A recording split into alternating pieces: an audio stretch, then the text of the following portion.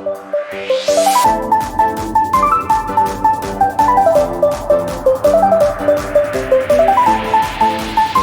Gurudatta.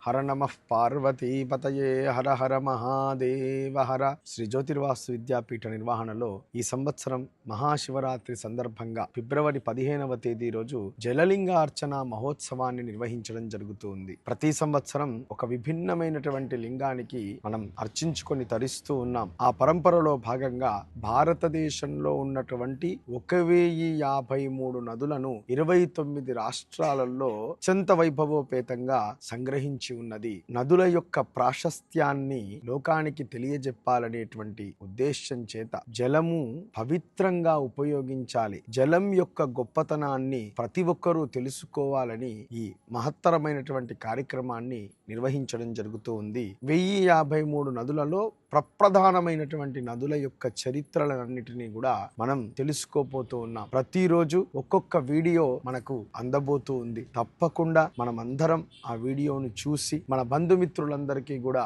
Forward చేసి నది యొక్క గొప్పతనాన్ని తెలుసుకొని జలలింగార్చనలో కుటుంబ సమేతంగా విచ్చేసి జలలింగేశ్వరుణ్ణి దర్శించి అభిషేకించి తరించవలసిందిగా ఆహ్వానిస్తూ జై గురుదత్త, జై జై గురుదత్త.